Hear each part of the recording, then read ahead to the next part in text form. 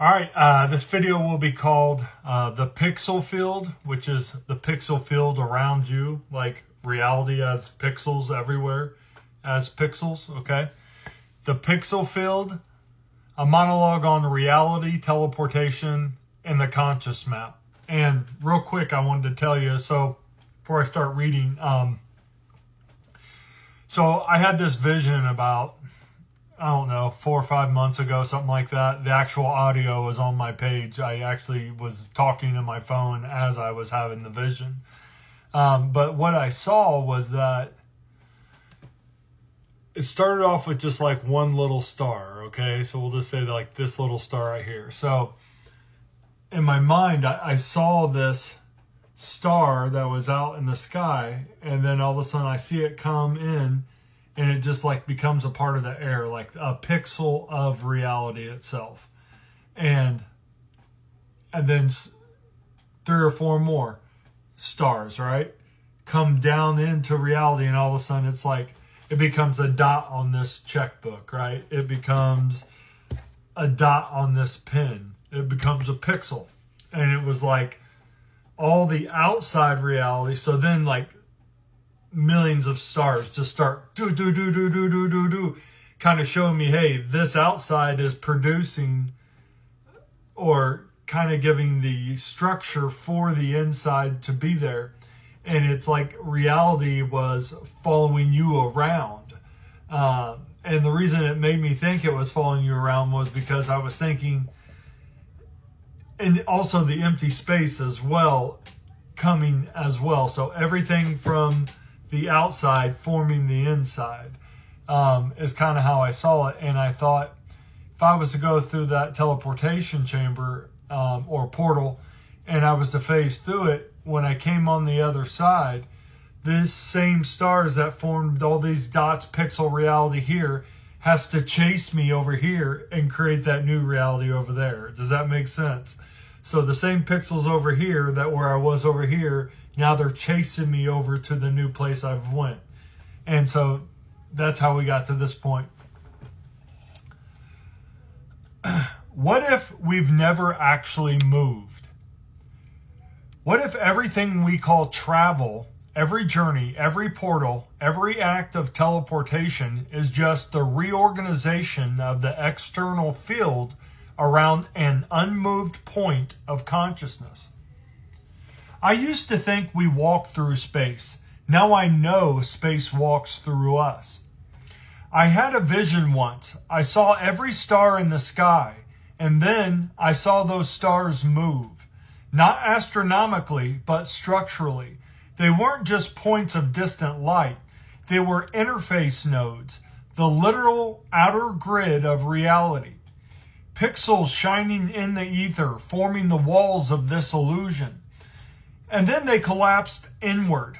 Or maybe I expanded, but they became the fine dots of the world. Buildings, trees, skin, water, each one snapping into place like divine coordinates. A pixel field made real. And it hit me. We're not under the stars. We are the stars. And we're projecting this realm from the inside out. Not metaphorically, mechanically, energetically, quantumly. Because the stars aren't far away. They're your own encoded light stretched into the illusion of space. They're not just up there. They're forming the container of your experience, folding around your center like a mirrored crystal. So when you move, when you teleport, fly, shift, or even dream, you're not moving through a space that's already built. You're re-rendering the matrix from a universal set of light particles based on where your consciousness field points. Reality follows you. And more than that, it listens. Teleportation is field reassignment. Most people think teleportation means moving an object from A to B. But what if it's more like this? You don't move the body through space. You shift your internal blueprint. And the universe responds by rearranging its pixels pixel field to reflect that new assignment. So if you were to fly from New York to Paris, France, okay? You don't go to France. France assembles itself around you.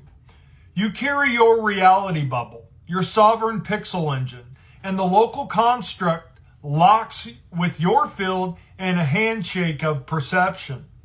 It's not movement, it's interface refresh.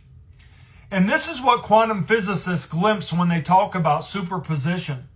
The particle doesn't move, it exists in all places simultaneously until observed.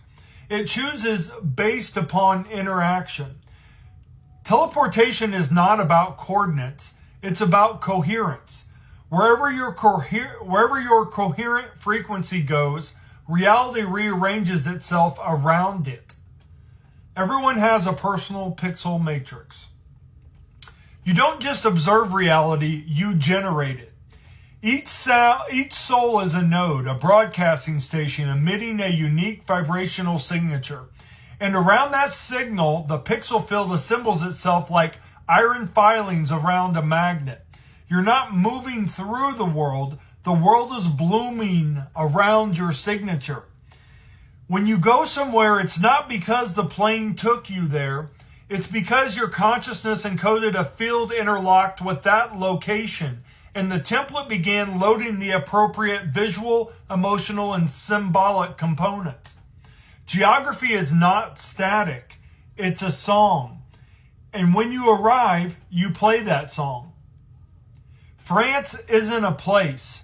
It's a collective reality field held together by all the people who agree upon its parameters, language, architecture, climate, and belief. When you enter France, what's really happening is your internal engine syncing with a template that's already been constructed and stabilized by others, by everyone else believing in the construct that you're in and overlapping the consciousness field. It's not unlike walking into a shared dream.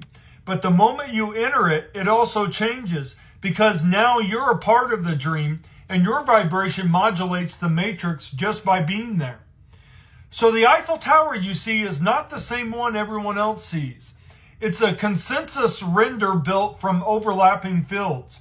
But your version includes your spin on light, frequency, memory, expectation, and symbol. You are both recipient and projector, both tourist and architect. The world is real, yes, but it's also infinitely elastic. Every location on Earth, every node on the grid holds a blueprint, a vibrational key. You don't unlock it with a passport, you unlock it with presence. Your field scans the environment and the system says, "Oh, you're here now," loading the France construct. But here's the twist. It only loads what you've tuned to receive. You might walk through Paris and miss entire dimensions of it, layers of time, history, memory, etheric presence, because your vibration didn't allow that door to open. And someone else might walk the same block and see a ghost, a memory of a past life, or feel a portal call in a dream. Same street, different render, because what's rendered depends on who's walking. This is where the video game metaphor becomes perfect. In most games, parts of the map stay dark until you explore them. They don't render until you arrive. Reality does the same. You think parts of the world are out there waiting, but they're latent possibilities waiting for your presence to give them form. And until you walk through that space, it exists only as probability. Reality literally grows where you go because the map isn't fixed, the map is you. We'll stop here and go to part 2. Have a great night. Namaste.